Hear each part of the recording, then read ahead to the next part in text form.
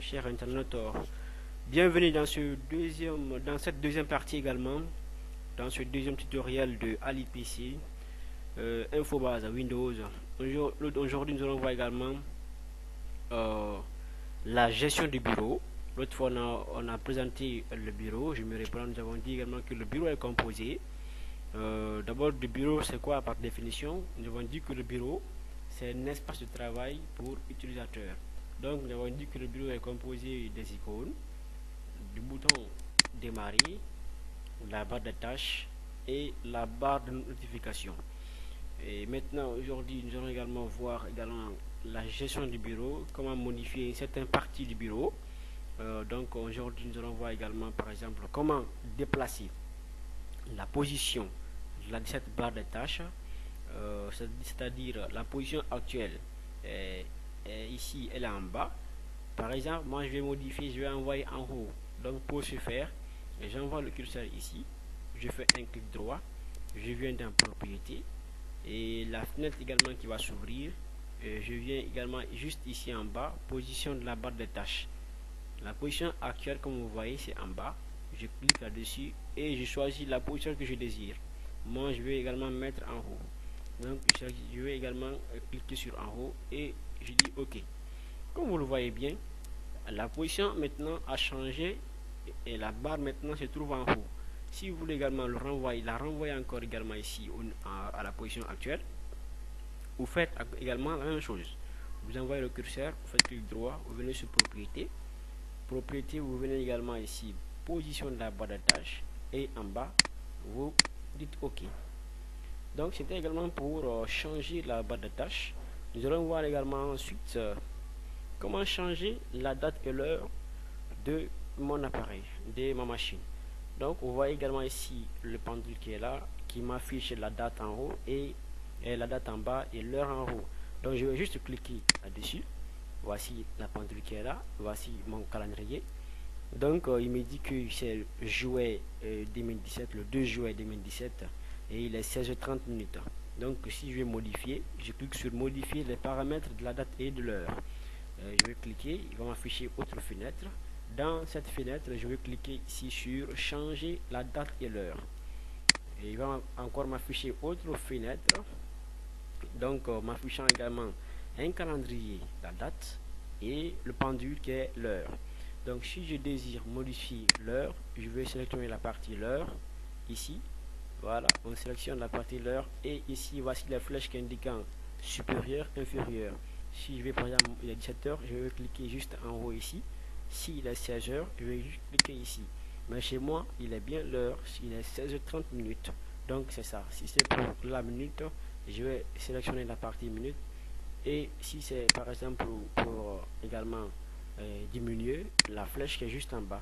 Pour augmenter, la flèche qui est juste en haut, ainsi de suite. Et pour la date également, vous allez choisir également avec les flèches de filement, les mois qui suivent, voilà, et le jour. Et puis vous dites OK et ça va apparaître ici. Vous voyez, j'ai choisi le 1er 6e mois 2017. Alors je vais modifier. Je sais qu'également nous sommes au mois de juillet, le 2 juillet. Voilà, c'est un dimanche. Et voilà, donc c'est ça. Ensuite, nous allons voir également comment faire apparaître.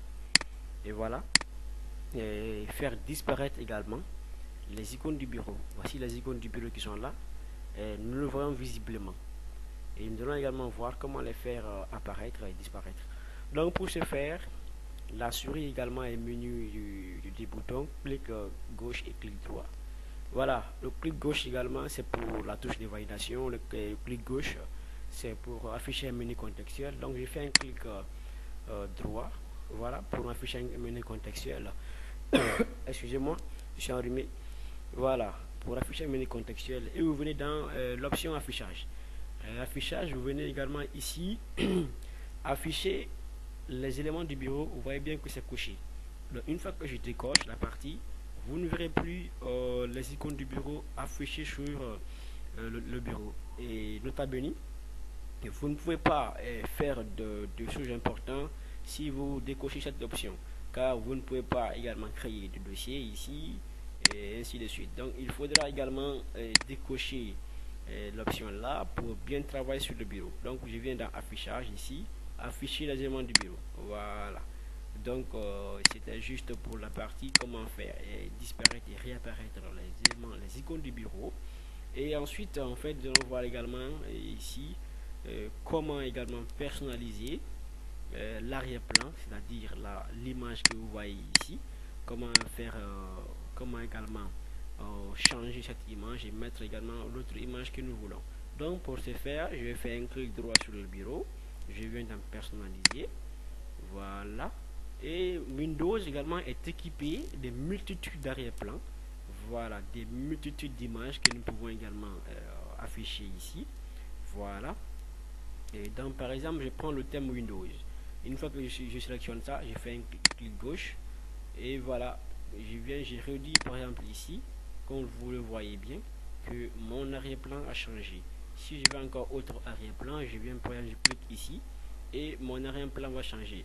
Comme vous voyez bien par exemple l'arrière-plan fleur, l'arrière-plan fleur également est un arrière-plan mais aussi qui contient aussi beaucoup d'arrière-plans. Donc si je vais encore ajouter, ça c'est la première arrière-plan qui est affiché. Si je vais afficher la seconde arrière-plan, je fais un clic droit, je viens sur afficher l'arrière-plan suivant. Donc il va m'afficher l'arrière-plan suivant. Et si je veux encore afficher encore autre arrière-plan, je viens encore ici afficher l'arrière-plan suivant, ainsi de suite. Donc vous voyez également comment également changer. Et si je désire également mettre ma propre photo, je viens dans ce cas ici dans arrière-plan du bureau, voilà, et je viens également ici dans parcourir, il me renvoie également dans mon disque dur pour me dire choisir ton image. Donc je vais également choisir le dossier où se trouve également mon image, mes images, voilà. Et je vais dire par exemple ça, le dossier là, et je l'ouvre, il va charger automatiquement toutes les images qui s'y trouvent dans ce dossier. Et voilà, je vais également choisir la position de l'image, si l'image doit remplir complètement mon écran ou bien il doit mettre en mosaïque, en étiré, ajuster ou remplir, ainsi de suite. Bon, moi je désire mosaïque et je dis ok, enregistrer les modifications suivantes et je ferme cette fenêtre. Comme vous le voyez bien, il y a une image qui s'est affichée.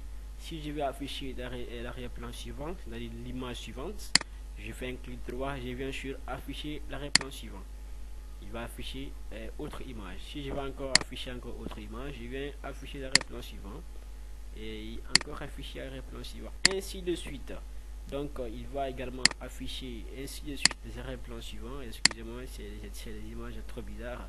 Voilà, afficher l'arrière-plan suivant, ainsi de suite, et voilà.